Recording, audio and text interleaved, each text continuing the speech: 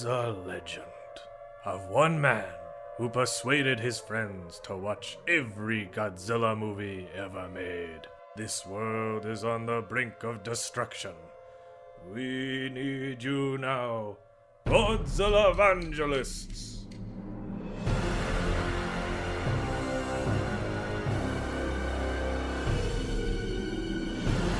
Godzillavangelists, a Geek Stew Network podcast, produced and hosted by Ryan Sargent, featuring Sam Schlenker and Joanna Brodecki.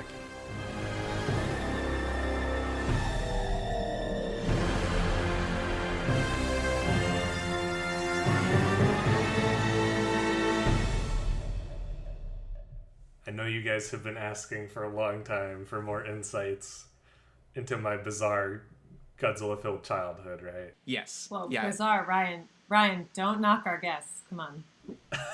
People are matching this level of commitment out there. Come on. I'm not knocking our guests.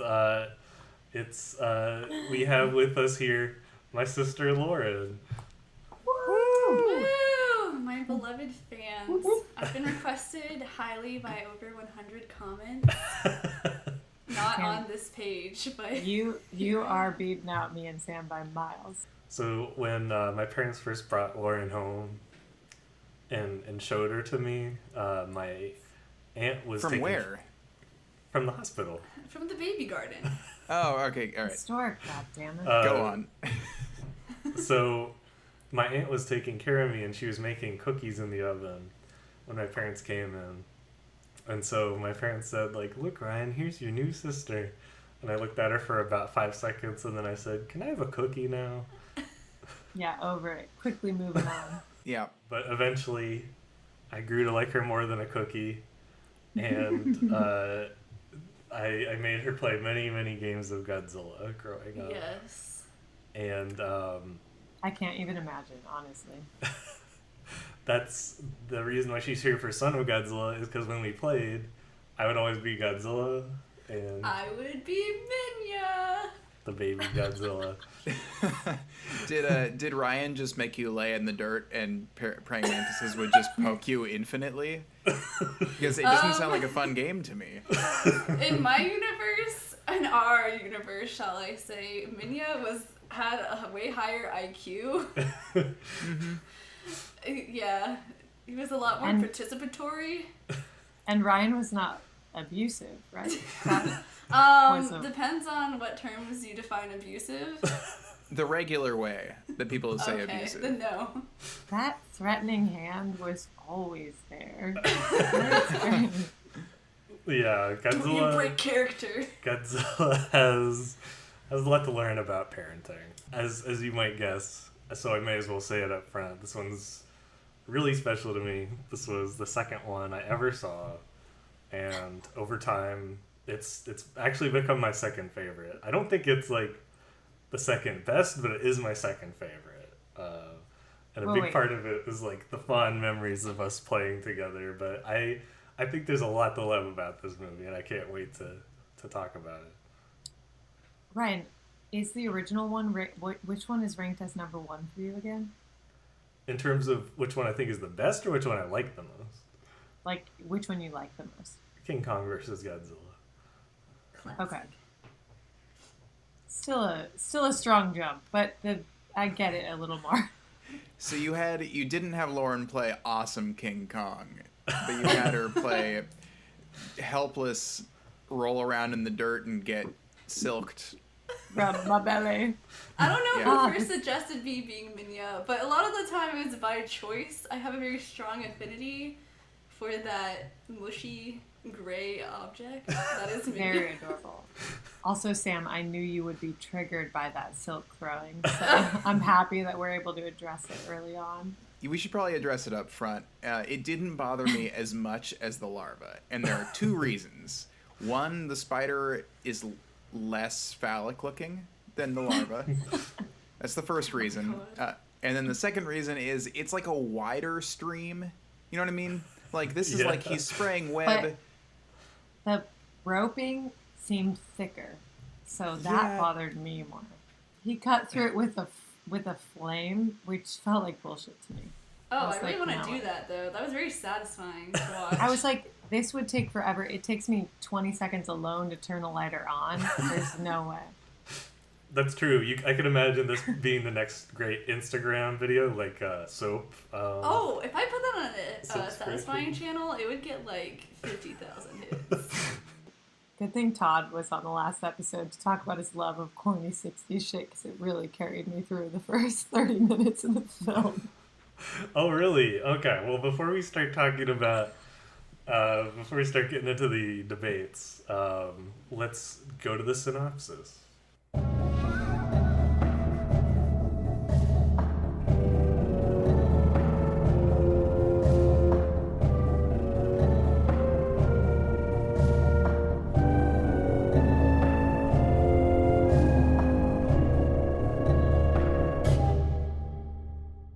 Okay, here we go with the story of Son of Godzilla.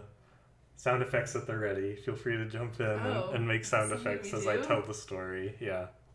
Reporter Maki Goro arrives on Solgo Island seeking a story from the team of UN scientists posted there. He eventually discovers that they are developing a method to change the weather, an effort led by gruff Professor Kasumi. Some of the team are beginning to crack up thanks to the brutal weather conditions and the giant mantis monsters lurking in the woods. But Goro's yearning for adventure leads him to discover a mysterious woman swimming offshore. I'm sorry, the She's movie a very itself quiet is so silly. swinger. Swinger? She's a very quiet swinger. Wow, Sam, get your mind out of the gutter. Well, there's only one of her, and there's like 8 scientists on this. It's amazing. Yeah. Anyway, during a test of the weather control system, strange interference causes it to go awry and douse the island in a super hot radioactive storm. The man Hot, hot, hot. Ooh.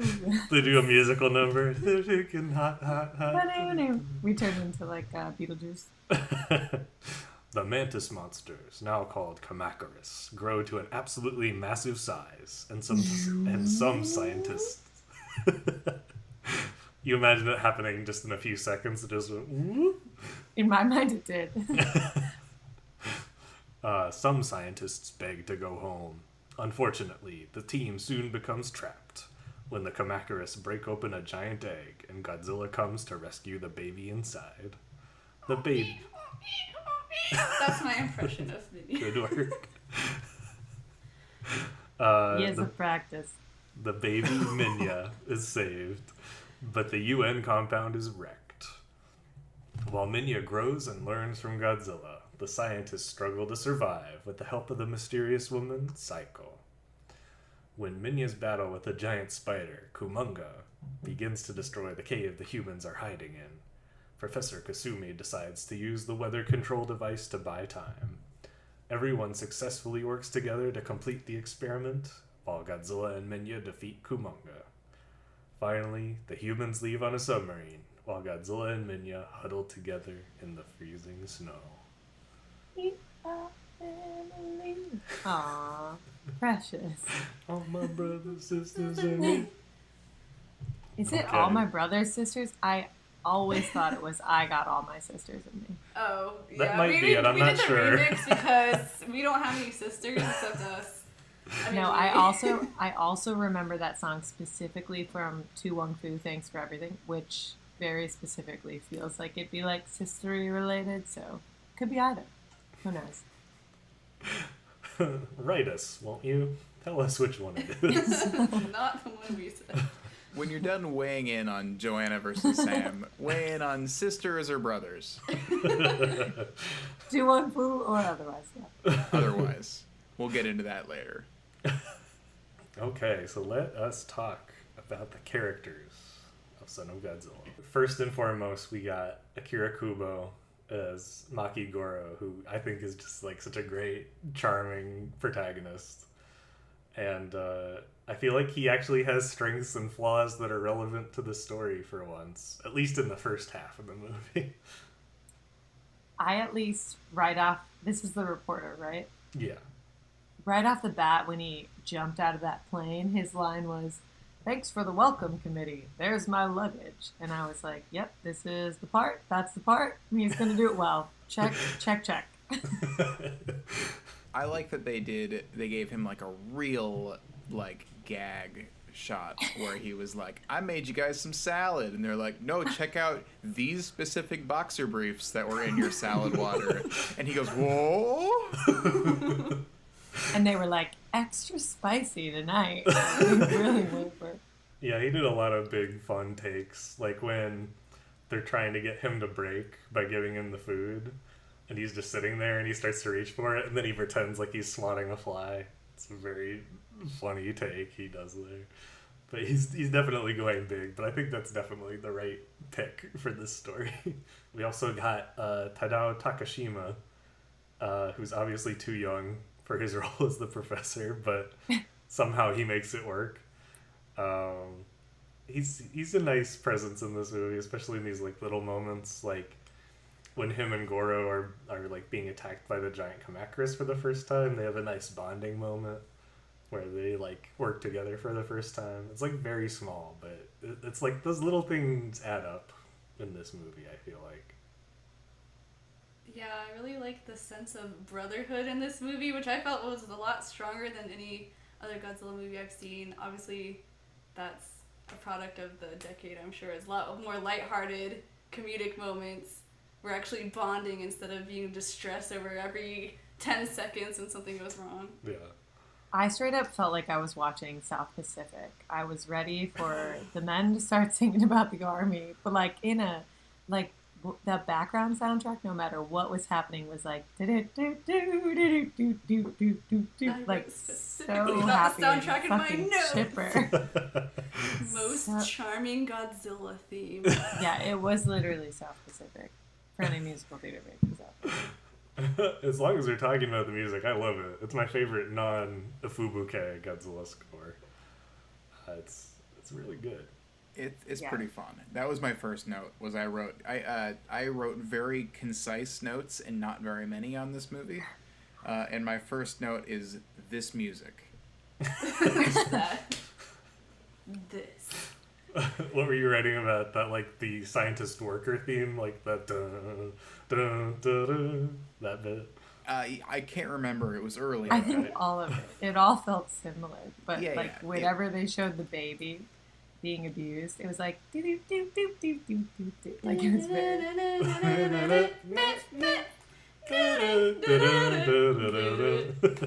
They got it. Whoa. That was our silly performance. It's a classic Minya theme.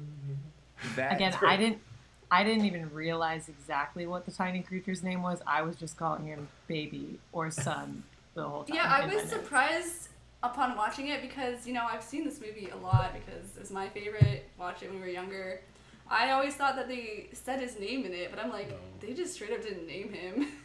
I'm just such a fan that I know his name, his full name, Manila, his nickname, Minya.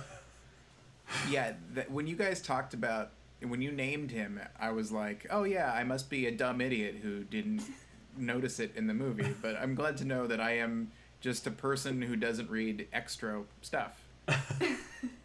No, he gets his name in a later movie, but you know. Oh, he comes back? Yeah. Oh, does he? Oh.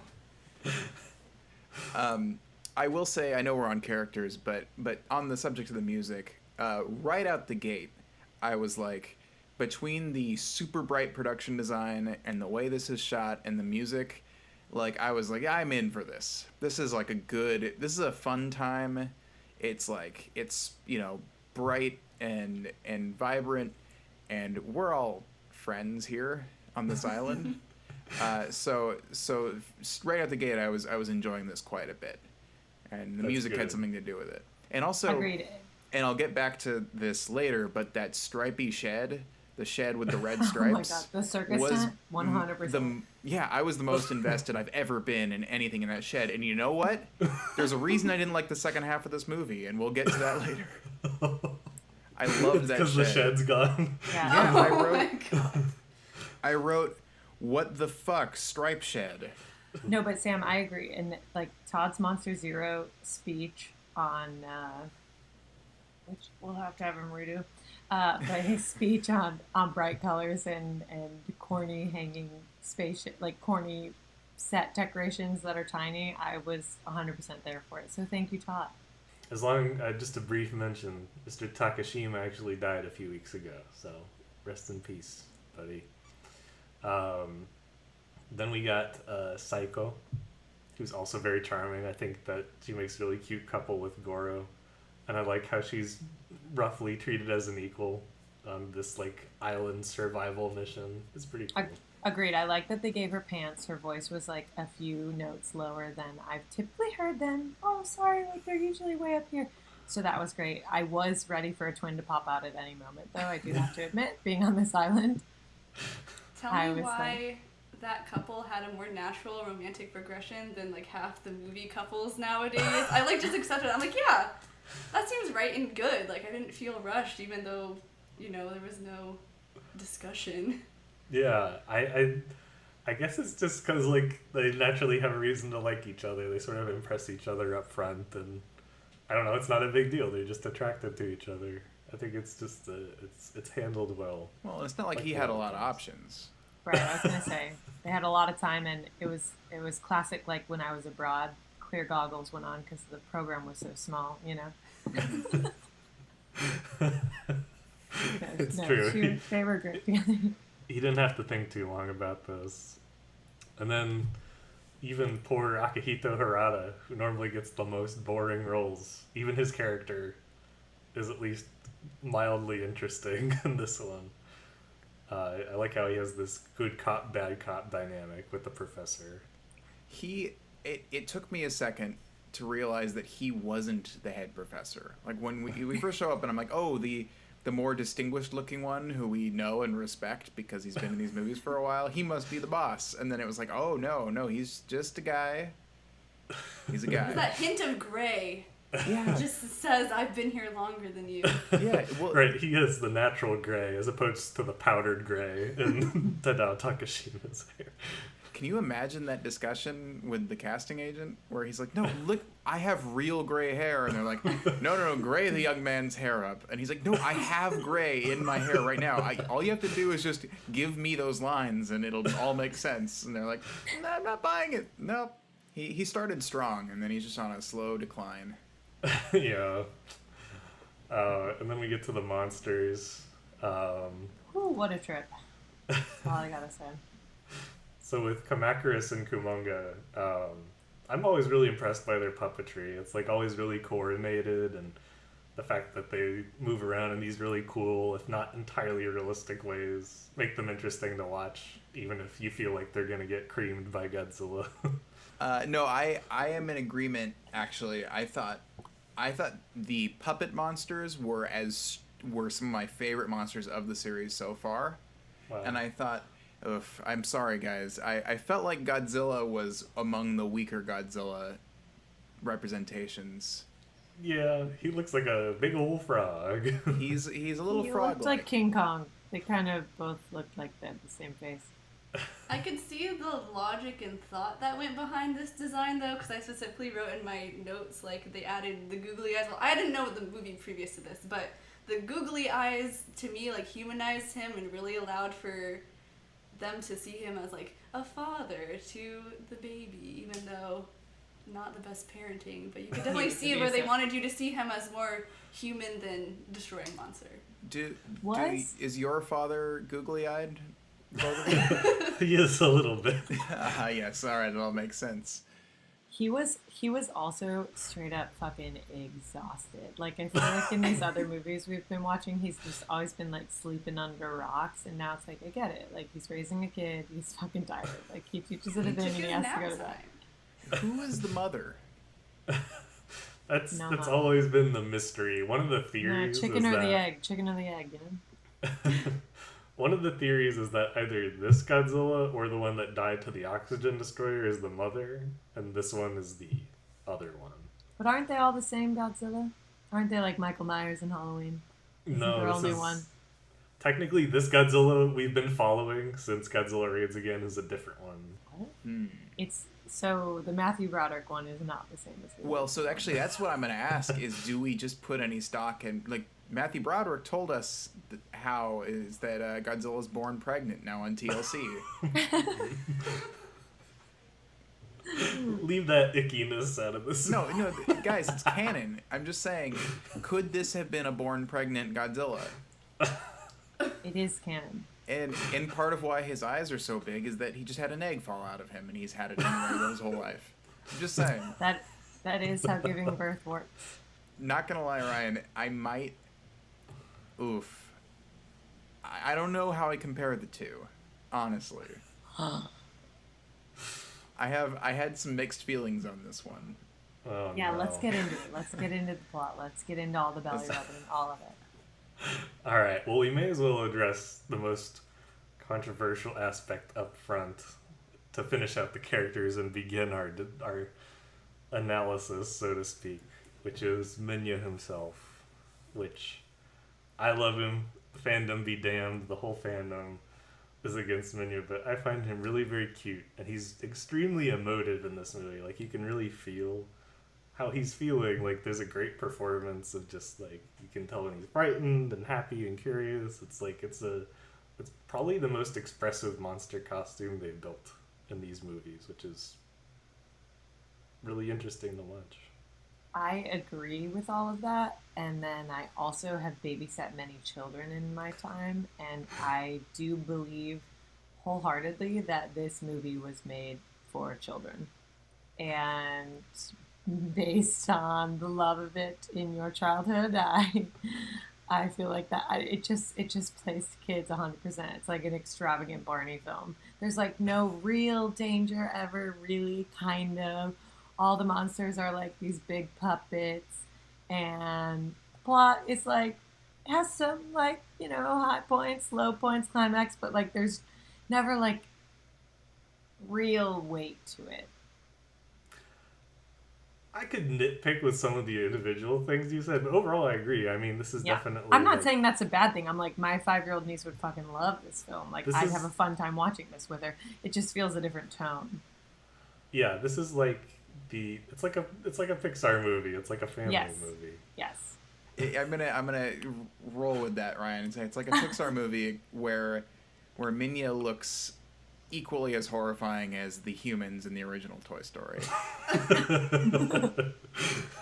Oh, don't get me started!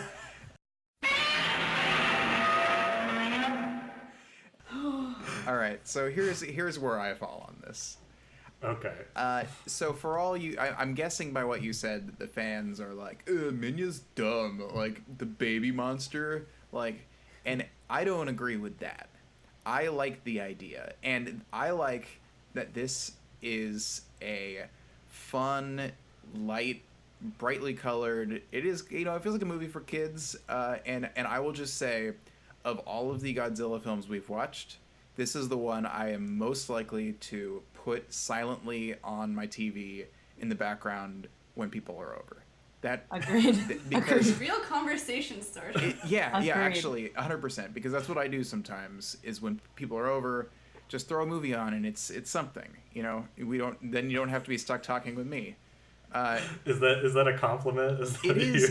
It is because it's weird and bright, and there's a lot to comment on visually, and visually it's kind of interesting, and I'm fully on the Jun Fukuda train as a director of Godzilla movies. 100%. Okay. This confirmed it. Now that said, Minya reminded me of Mac and Me in a lot of ways. Was really bothered me a lot, and also I found the movie to be on the dull side, for especially the second half. Really? Yeah. Yeah. I think this one moves really snappily. It Really? No, it doesn't. yeah, I don't.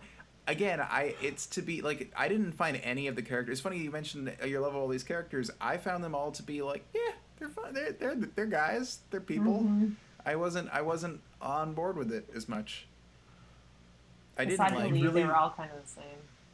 Yeah. level You of really didn't feel involvement. the charm of them? I felt the charm of just the aesthetics of the movie, and I liked the puppetry of the not Godzillas. But yeah, no, I was again. It's exactly what you said. It's a good conversation starter for me. Put it on silently, and you're like, "What is this? Is this a weird baby Godzilla who looks like Mac from Mac and Me?" And I'll be like, "Yeah, fun fact, Ryan and Lauren love it," and then we can have a conversation about you two while the movie plays silently. Thank you for letting me live on in your home. For no reason. I feel like for me, usually I'm like, sometimes for films I'm like, yeah, the plot was going really well, and then the monsters came in, and then it kind of died. Like for me, this film, I was more interested when the monsters were on screen. I was like, what are these silly things that they're doing right now? And the rest of it, I think what I said earlier, there was no real main climax. Like there kind of was, but it was like, oh, the weather turned really bad for a second. Oh, we got to get that red liquid. It just felt very like pitter patter versus this big overall kind of build. Anybody for me. thirsting for that red water though? Oh, Watching it was straight up red Gatorade. I was like, it is 100 Oh, degrees in my apartment. makes me That wanna is go mix some fresh juice. red Gatorade. Oh my god, please. I need to get some shells to drink. I these know, out of, right? because they made it look really great. It does look aesthetically pleasing to drink Yeah. out of those little shells. Well, I'm going to see if I could at least kind of turn you around, because I Perfect. feel like I have a pretty good defense for this And one. I need at least an hour to stand on my soapbox about how Minya is cute, because I have many arguments. Oh, so adorable. Thank I you. will- Yes! Thank you Really? for agreeing. We'll get into it. Guys, That scene where I'll he's explain why you might not find him cute. that scene where Minya's learning how to blow whatever the fuck electricity flame that is, and he blows like learning to vape. a little ring of smoke. Oh my god. Yeah. I died. I like actually like Life skills of blowing O's. what flavor you think Minya's vape smoke is? it's Oh, definitely mint. great. You think It's he's a great. mint? No, it's Oh, kind of grape? boring. It's great. Oh, I had in my mind that he was drooling, so I went straight to mint. I was thinking mango, because that's his favorite Oh, you're food, is right. those Okay, giant right, it's mangoes mango. that they throw. How could I get that? Ryan's on brand. All right, go ahead. Now is your time to stand up for Minya's cuteness. Okay. First of all, Sam, Yes. do you enjoy babies and any child under the age of 2? Do I enjoy babies? Yes. Like, does it make you happy to see Would a you, baby? are you, like, in your daily life, you're like, I would love to see a baby right now? I'm kind of I'm more of a older than 5. yeah, like infants I'm not about. Like young children, like yeah, we're chill. I enjoy them. That's why. That's it. Because Minya embodies a baby. Like, I did my research. When they went into the design of Minya, they took into account, like, Godzilla features, but also they wanted to make him like a baby. And let's start feet up. Those juicy baby thighs. I love a good baby leg. I love that. That's my favorite part of a baby. I have a chunky toddler nephew, and I can attest. I hope everyone has one in their life at some point. Oh, yeah. Minya has juicy thighs. He does. And that's one of my favorite features of him, and what makes him very cute is those big legs. Anyone who has a baby loves when they get all chubby and you can go squeeze those little suckers. Also, the way he walks, his waddle is 100% on point Yes. with like the 2-year-old. It and his expression and need to like get he is exactly identical to my 2-year-old nephew. That's what The I'm trying. thought that goes into that, like, they clearly thought, let's make this like a real baby. So if you like babies, I think you can at least see how he's kind of cute. But then personally, I really like the intersection of ugly and cute. I will admit to that. He's not textbook cute. I know that. You look at that crusty face, and you're like, something went Yes. wrong here. Those 3 teeth. You're leaning into my camp now. Go on. I know he's crusty and I love him. But he's like ugly cute. Like, all my life I've liked ugly cute things. I had a Hagrid figure that I would wrap in a blanket and cradle like a baby. Like, that's just what I'm See, into. That's weird. Okay. You know what family I came from. Well, I feel like Hagrid has juicy thighs, right? Okay, so maybe what I actually like are juicy thighs. Here's what I think one thing that this movie does really well. One of many things. I think it does a really good job heightening. So you start out with something little to feed on, the mystery of what these men are doing on the island. And then once you find that out, you see the mantis in the woods, and that's something interesting. And you find out, there's a island girl on here somewhere, and then once these things are resolved, the mantises get big, and then Godzilla and Minya show up, and then finally you get Kumonga in the mix to bring like the supreme danger, the most dangerous of all the monsters. So it keeps giving you more and more thrilling things, and it even kind of shows you how far the situation has come and how dangerous things have gotten by echoing the countdown. Early in the movie, and then near the very end, you get this countdown that's rapidly edited. It cuts on every second, and I thought that was intentional and very cool that they had that little moment to echo how the stakes had been risen in the last hour of the movie. See, I wonder if because I've seen so many of these now, and because some of these things that are the stake being raised have become so common that they're not affecting me at all. I'm none of them. My mind doesn't register them, I guess, as stakes being raised. It's just kind of checking the boxes more so, if that makes sense. Interesting. Yeah, I Ryan, I agree. I like all of everything you said. I agree with. My issue is that those are all external to the men who are just being. They're just being. It didn't that was my problem, I think, was that it kind of let all the air out of my hypothetical tires to cut back to the people. But the thing is that they have to adapt to survive to each of these increasing challenges on the island. So it does involve them at every step of the way. Yeah. Yeah, I mean, it kind of just comes down to, can they survive or do they leave? And that, I think, is my... I don't know. It was fine. I'm just telling you how I felt. Fair enough. I'm just exposing your argument as less. Oh yeah. Yeah, it didn't have any global stakes, which for a while I was like, this is fun. It doesn't need to have fucking global stakes. Godzilla doesn't need to be taken over, whatever, I mean, they say oh yeah, the global, not enough food, but it's such a throwaway line, kind of, which Ryan, you might disagree with, but yeah, I think eventually I was just all right, let's tighten this puppy up. I would like to just comment that this movie legitimately made me think that weather balloons make weather change. So for about 10 years of my life, I thought it was possible to change the weather with weather balloons. See, teaching you important I scientific learned facts. so much from this movie. That is some powerful shit right there. Another thing that I thought was done really well is integrating the monsters with the humans. So early on, you get Godzilla fighting the Kamacuras, and a big flaming chunk flies off of it, which first of all is super gnarly, and I love it. But it also flies over the men and lands right in front of them. So it's something that you don't get that often, is the battle being directly connected like that. And then you have these great full-size Kamacuras and Kumonga claws that get in there and attack people. So I thought that because of those things, it really helped integrate the two spheres of monster and man. Yeah, it was less of the let's throw these two monsters, hope they land in this hole together so they can fight it out, which is kind of what the first 5 films felt like to me.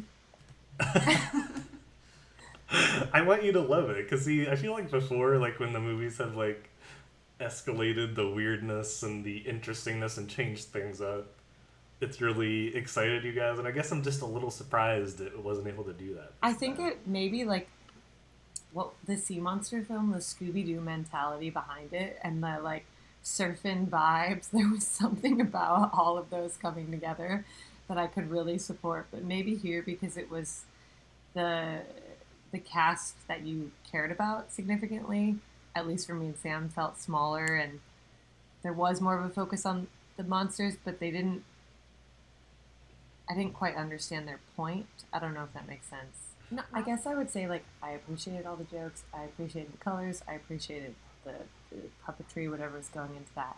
and all the like, oh, I hate the food here. The food here sucks. But I think it just kind of bopped along at like a 6 or 7 for me. And I'd be curious, audience participation, for people who didn't grow up with the film, who saw it a little later on. Like, again, I agree with Sam. I would put it on the background. I might watch it again. If I have a child down the road, I'll throw it on. But I don't think I was like, yeah.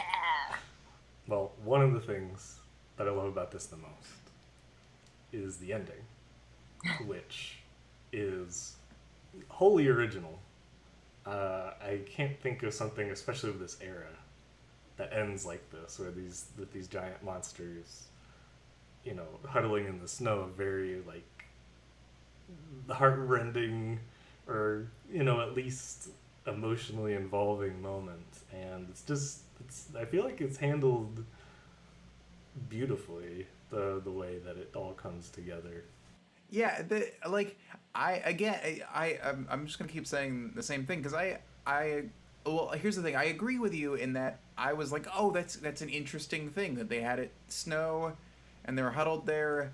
Like, that's a cool thing I haven't seen in these. But I also wasn't particularly affected by it either.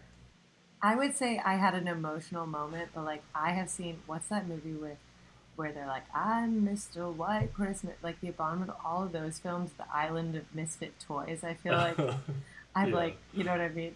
Like, it did make me emotional, but I have had to prep for those emotions before. The ending that I would have paid money for them to do is for them to be huddled in the snow, and then all of a sudden, shing, super like match cut jump right to just Godzilla's super frozen face, like The Shining. So a Scary smash cut. And then it just says Tuesday. Oh my god.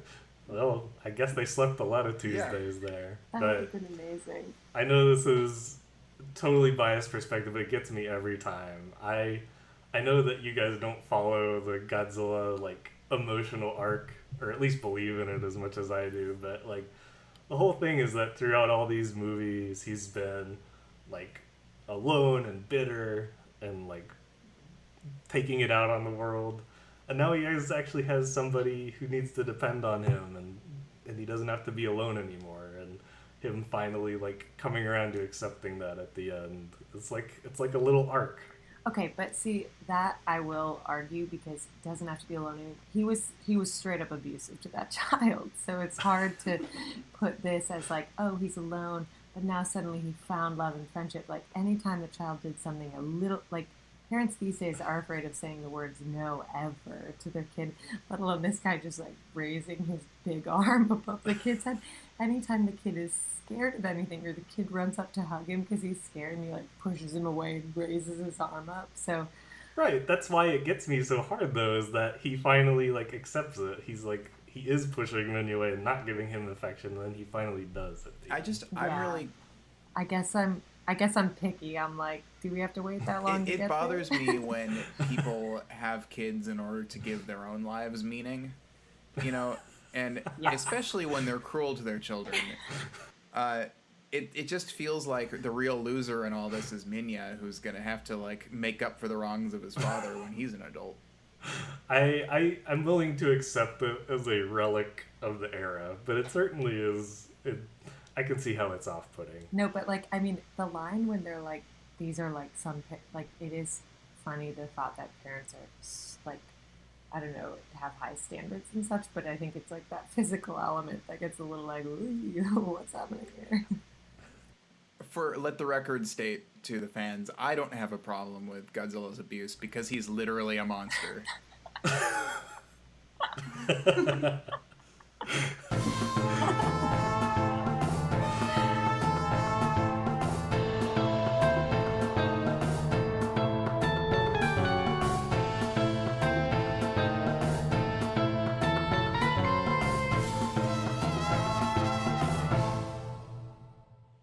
Wow, I'm sorry. I feel bad that we're so seemingly down on this movie that means so much to you guys. Yeah. I don't know how to express that. Like, I did enjoy it. I just wasn't like, woo, bazinga. Like, I was like, Bazinga. what is that from even? I can't remember. Big Bang Theory? You're bringing that on here? Okay, if that's your standard, I can see why you have problems with this. You're bringing the sass Is it- today, I used to have a sister. shirt that said Bazinga on it. I don't know where it came from. Is it only from Jim Parsons? I've been hanging around my mom too much, clearly. Yeah, I don't know. I mean, like, I thought it was like totally solidly fine and great. I'm just surprised, honestly. This, like, I guess I never really know what to expect. When I feel like you guys will be on board, sometimes it doesn't happen, and sometimes when I'm like, oh, they'll hate this one, they'll like, oh, this was good. Like, you throw up Matthew Broderick, and I'm like, hell yeah, play it forever. It's like, who knows? Yeah, sometimes you gotta let your kids make their own choices, Ryan. And in this case, we gotta make our own mistakes. Yeah, I guess this is my Godzilla as a father tendencies coming out. I'm gonna go over there and threaten to hit you guys over the head. Oh my gosh. if you- Well, I see why I like Godzilla and Minya so much, because they're also like another father-son pair that I really like that everyone finds problematic, which is Bowser and Bowser Jr., That's true. They which are. I also think are adorable, but I can see the issues. I can see the resemblance. Yeah, that makes sense. That's fun. Yeah. Uh, I have to level with you guys and say that I may have only paid about 80% attention to the second half of the movie because I was busy using Face App and trying to age Godzilla's face and Minya's, and it was really having a hard time recognizing their faces as something they could age. They're racist against kaiju. It must be, yeah. I mean, so I admit I wasn't like at my full capacity, so that maybe that's what it is that it's operating at a level that me distracted by my phone couldn't quite comprehend. So I apologize if that's why I missed. That was it, Sam. The intricacies in the last 30 Yes. minutes were just far above and beyond what the beginning set up. So Yeah, no, it was basically Boyhood for the second half. You really, like, it's really about Minya being Linklater's surrogate.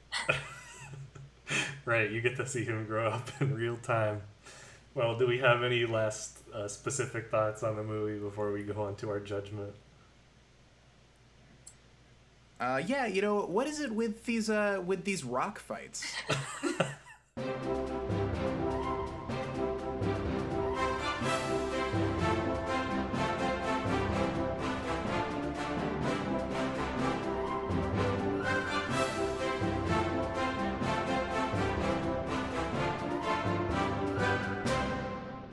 I did love those guys, the Mantic. Like, they really reminded me of the hyenas from The Lion King. They were just like, Oh, yeah. they were just bad dudes there to fucking be dicks and be funny. But cowards as soon as they were actually confronted. Yeah, but they Just were like the straight up hyenas. picked up. There was like some wrestling happened there, like video game wrestling.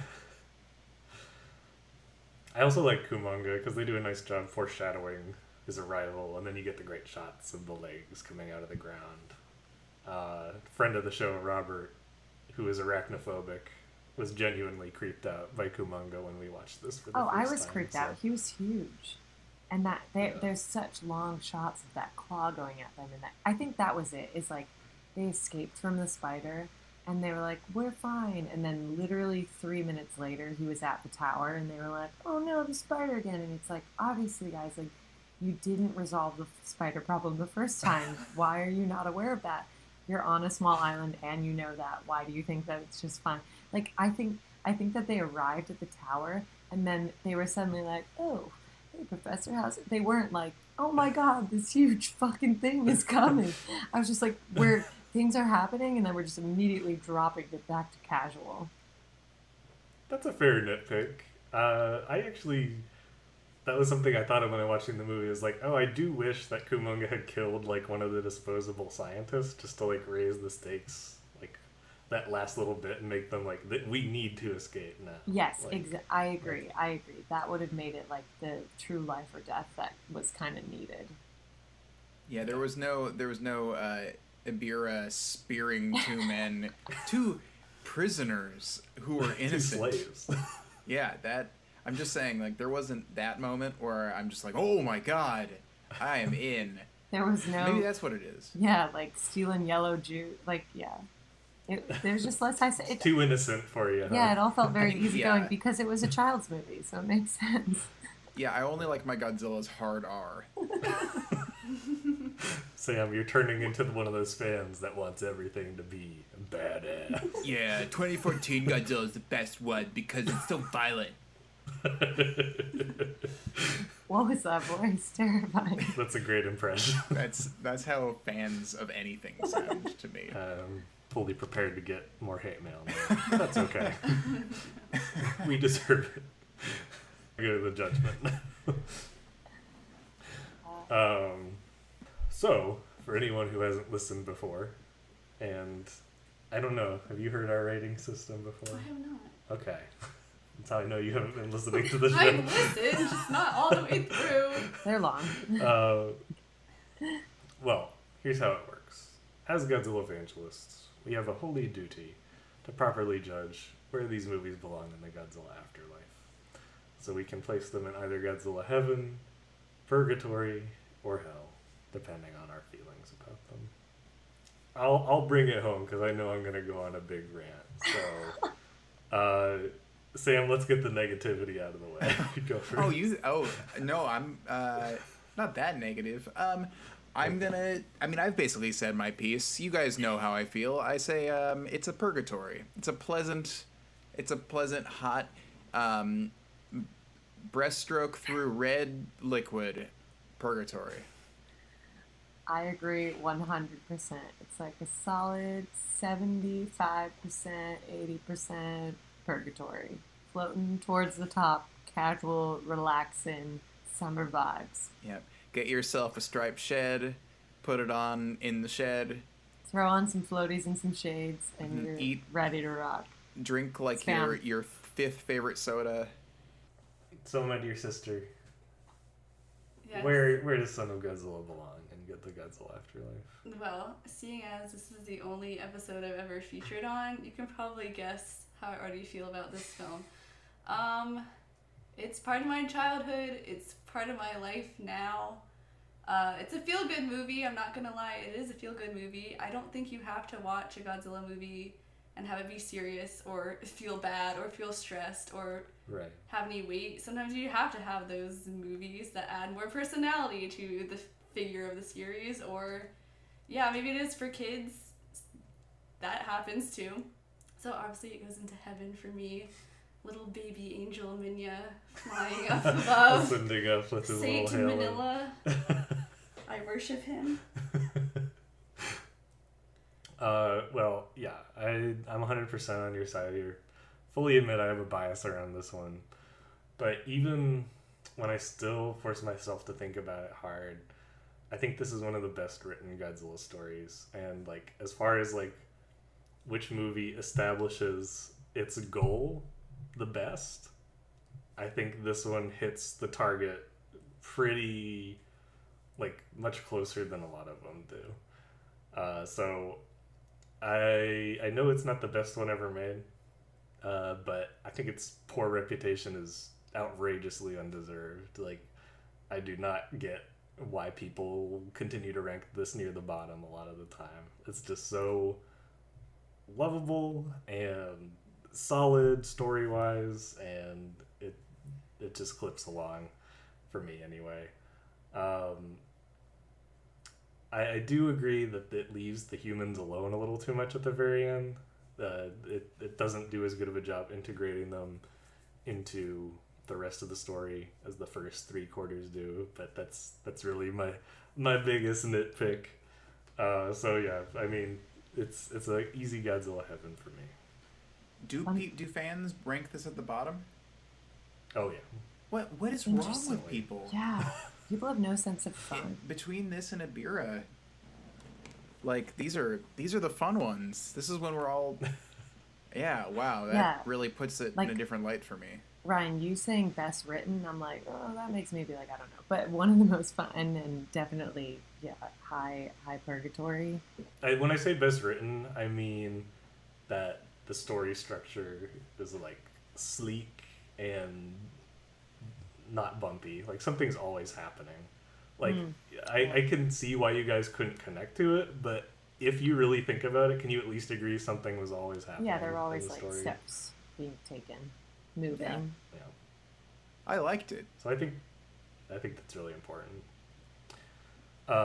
So we like to end on an unusual question each week, and the question this week is: which other pop culture figure needs an unlikely movie where they team up with their adorable son?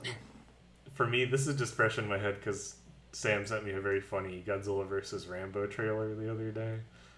I'd love to see a Rambo and son movie where he's just walking through the jungle, killing poor Vietnamese people and being like, "That's how you do it." Oh my god. And his son talks just like him, but high pitched. Yeah. Sam, why am I not getting this trailer content? I'll send it to you. I'm sorry. I don't know. Media. I think I texted it to Ryan because it was on. I'm on Godzilla Reddit now, so I can see all your hate speech against me. It was very funny. I think for me, I have to go with I want to see a Magic Mike and Son. Oh, You know? God. And right before you go to prison, of course. Yeah. Oh, for sure. No, there's no ending of this movie that isn't me in prison. You got one, Lauren. Well, I'm still waiting for a full-length Bowser and Bowser Jr. movie. I mean, he already has a true. son. We need that to get made. Come on, Nintendo. Hello, I will buy that content. As always, I'd like to ask you guys a big favor. Well, not even a big favor. I'd like you to help us out by reviewing our podcast on Apple Podcasts. It's not as hard as it once was. I know you can do it if you have an Apple device, or even if not. You can share us on social media. That's a big deal, is showing us to new people. We actually, it seems like a niche thing to some people, but we have a surprisingly good crossover rate. Like, didn't you show some? I do guerrilla marketing for Godzillavangelists, so if you ever get a DM from me and you're like, I don't know who this person is, I'm trying to get you to listen to this podcast. And I've successfully gotten 3 new listeners. You're welcome. That's big game My favorite hunting rating. right there. It's just Yeah. going straight, just sliding into people's DMs one by one and being like, check these 3 people out. Okay, let's Sorry, wrap this up. sorry. I'm overheating. Same. To cut back to the call to action, you can share our social media. That really helps us. You can subscribe to us on your podcast of choice. That helps a little. Podcast app of choice, rather. That helps a little. And so, as always, we'd like to read a message from a fan. So since you're here, Lauren, I thought I would read one of the messages that you sent me from a person you converted to the podcast. This is a text exchange. It was very entertaining, LOL. It's the first podcast I care to listen to. Then Lauren said, I am proud, even though it's not my podcast. And then this person says, thank you for linking me to it. A friend of mine is going to listen to his podcast too. That is wonderful. Also, Lauren, thank you for promoting us despite, us hating on your favorite one. Well, that is what Minya would do. So take that into account. He has I a am good not heart. going to give That's right. him that much credit, guys. He would not. Let's not assign attributes that he clearly doesn't have. Oh, you wait. He would. Sam, don't press her. She's going to stop with the marketing tactics. That's right. I'm going to make them stop listening to this podcast. Well, before Lauren jumps across the table and begins dual strangling Sam and Joanna. No, Joanna, you like Minya. Before she jumps across the table and just dual hand strangles Sam, we better bring it to an end. So, thanks for listening, everybody. We'll be back next time with Destroy All Monsters. Woo!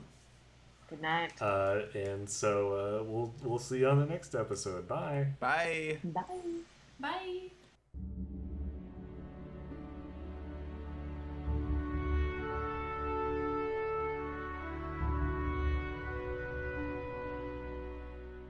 Godzillavangelists, a Geek Stew Network podcast, is brought to you by me, Ryan Sargent, and my friends, Joanna Brodecki and Sam Schlenker.